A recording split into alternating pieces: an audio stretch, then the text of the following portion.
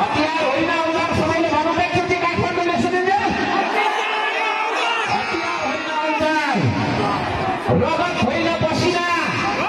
रगत होइन पसिना सबैले भनौँ रगत होइन पसिना सबैले भनौँ हो रगत होइन यो देशमा अब पसिना बनाउनुपर्छ हतियार बोक्ने होइन औजार बोक्नुपर्छ उत्पादनको कमी छ यो देशमा हामी पूर्वतिर चाहिँ तपाईँको अलिअलि यसो भात खाँदैछौँ विदेशतिर गएर तर तपाईँको चाहिँ पुरै नेपालको स्टडी अध्ययन गर्नुभयो भने आज कुपोषणले गर्दाखेरि मान्छे 40 वर्षको उमेरमा 50 वर्षको उमेरमा मरिरहेको छ भात खाने छैन भात उत्पादन हामीले गरेनौँ हामीलाई खाली ठुलो कुरा गर्ने यताको कुरा उताको कुरा यता खुरापात गर्ने अर्को चाहिँ खुट्टा तपाईँको चाहिँ छेक्ने बाटो छेक्ने खुट्टा तान्ने यो मात्रै सिकाउने मान्छेलाई हामीले नेता भन्न मिल्छ त्यसो भएको कारणले गर्दाखेरि आदरणीय दाजुभाइ दिदीबहिनीहरू नेताले तपाईँको नाङ्गो आङलाई चाहिँ होइन एक सरो लुगा लिएर यसो लगाइदिएर तपाईँको चाहिँ सेवा गरेर हुँदैन त्यसलाई हामी चाहिँ नेता भन्दैनौँ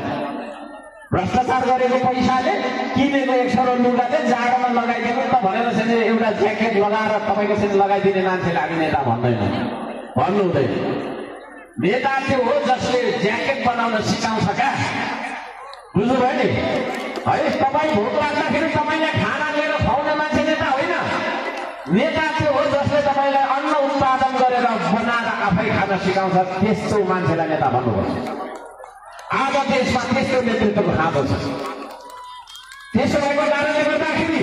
म यहाँ सबैजनालाई अनुरोध गर्न चाहन्छु अब हामी जागौँ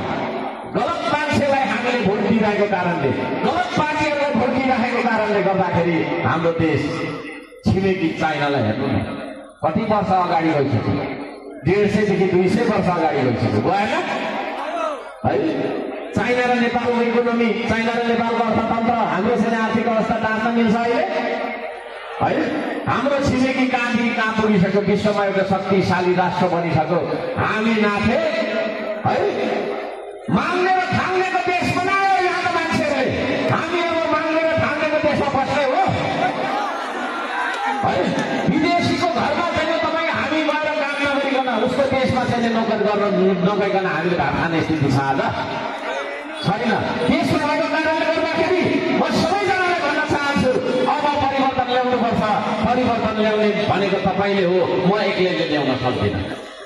त्यो परिवर्तन ल्याउने सबैभन्दा ठुलो शक्ति भनेको तपाईँको मत हो तपाईँको भोट हो त्यो भोट परिवर्तन गरेर यसपालि तपाईँहरूले ठुलो परिवर्तन ल्याउनु रहेछ भन्ने कुरामा म विश्वास गर्छु तपाईँहरूले परिवर्तन ल्याउने हो परिवर्तन ल्याउनको लागि हामी यहाँ आएका छौँ त्यतिकै हावामा छैन 101 जिन्दाबाद जिन्दाबाद भनेर टाइम पास गर्न लगाएको छैनौँ फोटो खिच्न लगाएको छैनौँ हामी यहाँ फोटो खिच्छौँ खिच्न त तर फोटो खिच्नका लागि मात्रै रमाइलो गर्नको लागि मात्रै आएका छैनौँ हामी परिवर्तन ल्याउँछौँ नेपालीले परिवर्तन ल्याउँछ म जोडले सोध्न चाहन्छु केराबारीले परिवर्तन ल्याउँछ नेपाली जनताले परिवर्तन ल्याउँछ भ्रष्ट दलालहरूलाई देशका सिमानादेखि लिएर देशका नदीनाला सबै बेच्नेहरूलाई करोडौँ करोड अरबौँ अर्ब भ्रष्टाचार गर्ने मान्छेहरूलाई अब केराबारीले बोक्नु हुँदैन नेपाली जनताले बोक्नु हुँदैन म यहाँहरू सबैजनालाई हार्दिक सलाम गर्न चाहन्छु हार्दिक अनुरोध गर्न चाहन्छु आदरणीय दाजुभाइ दिदीबहिनीहरू अब हामी फटा मान्छेहरूको पछाडि लाग्नु हुन्छ कि हुँदैन म यहाँ सबैजनालाई श्रम संस्कृतिको विशेषता बताउँछु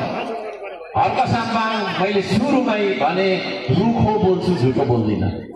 मलाई तपाईँहरूलाई चिप्लो बोलेर चिप्लाउनु छैन म यस्तै छु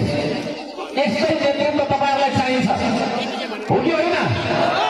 ठाउँमा ठाउँ ढाक्ने यता ढाक्ने उता ढाक्ने दिमागमा एउटा कुरा लिने बोली अर्को व्यवहार अर्को गर्ने मान्छे होइन हर्कसाथ म यहाँहरूलाई श्रम संस्कृति मार्फत बुझाउन चाहन्छु आदरणीय दाजुभाइ दिदीबहिनीहरू यो समाज सत्यवादी समाज बनाउन चाहन्छ श्रम संस्कृति तर हाम्रो समाज कस्तो छ थाहा छ हाम्रो समाजले सत्य कुराको सुन्न चाहँदैन है कसैले ठगिराखेको छ त्यसले त भागेको हो नि त।